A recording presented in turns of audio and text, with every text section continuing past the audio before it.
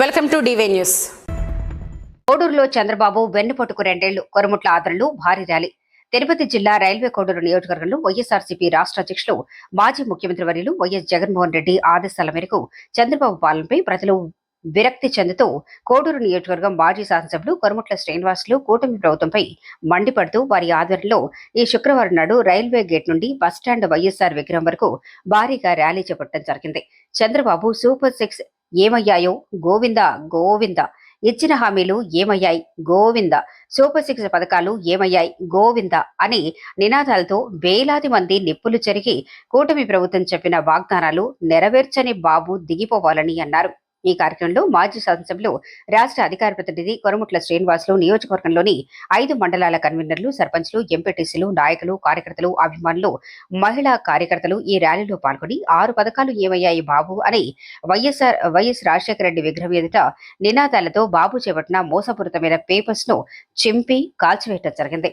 ప్రభుత్వం మంచి పనులు చేసి ఉంటే ఇలా జరిగేదా అని వాపోయారు.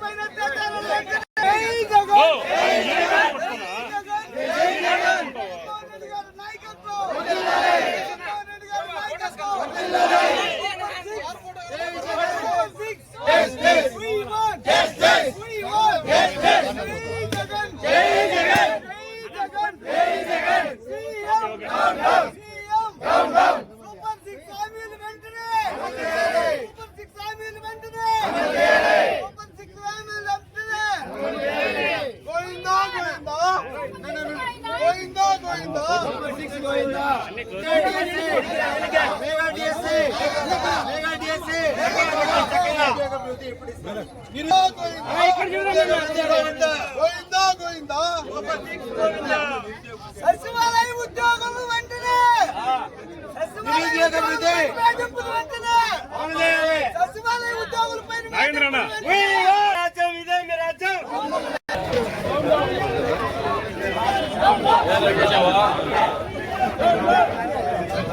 ఏంటిగా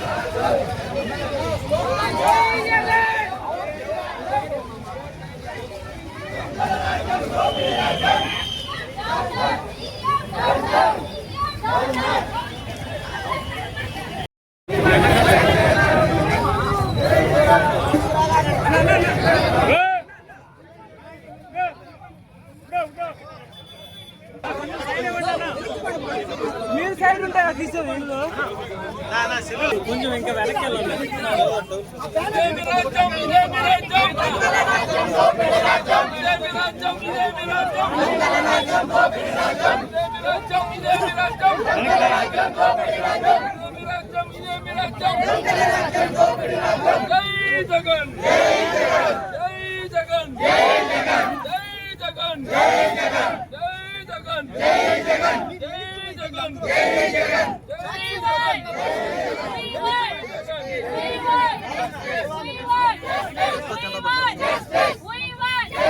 We want justice.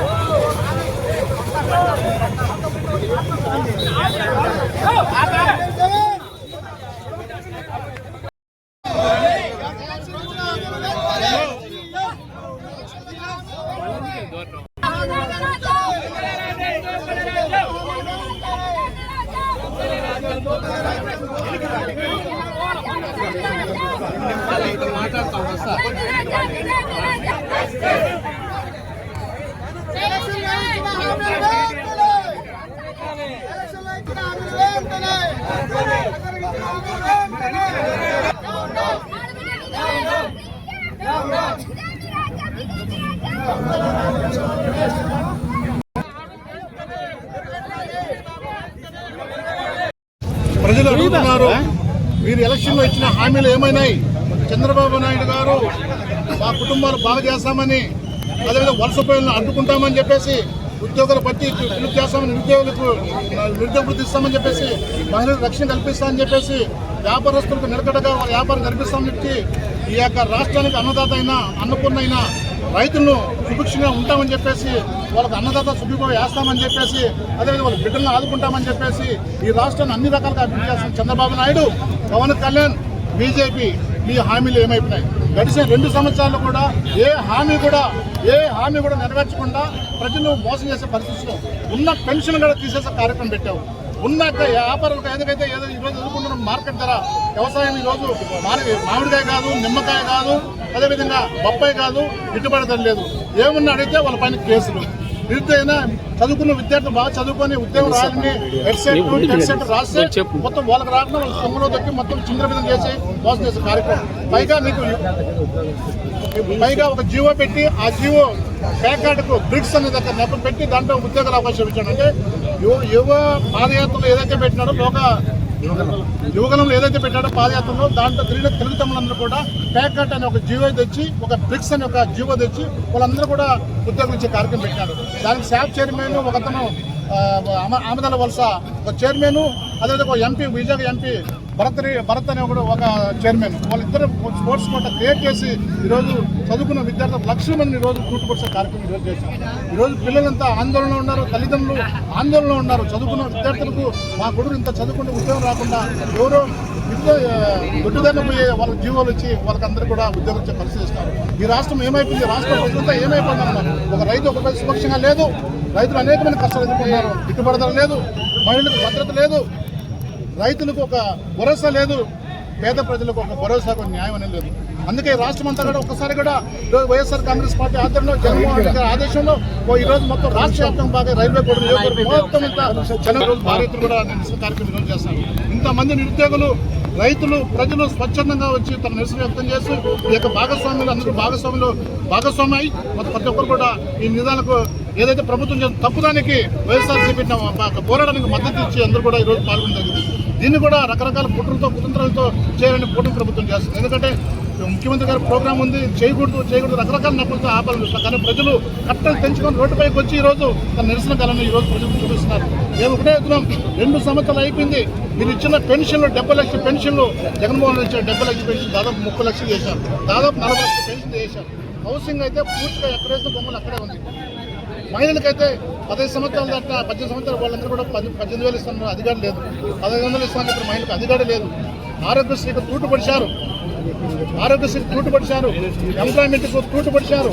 మొత్తం టోటల్గా ఈరోజు పెరిగిన ఏదైతే పెట్రోల్ ధర, డీజిల్ ధర మొత్తం మీ కంట్రోల్ ఉంటుంది. అయ్యగాడు మొత్తం ఇష్టం వచ్చేట్టు పెంచేసినారు. ఒక హద్దు వదిలేకుండా పక్క రాష్ట్రాలు సైతం ఈరోజు దగ్గర 10-15 రూపాయలు తేడా వేరేసి ఉన్నది. అవన్నీ కూడా స్టేట్ గవర్నమెంట్ భరించాలి. అదేవిధంగా వ్యవసాయకులకు సంబంధించి గిట్టుబడి ఏదైతే విత్తనాలు, ఎరువులు.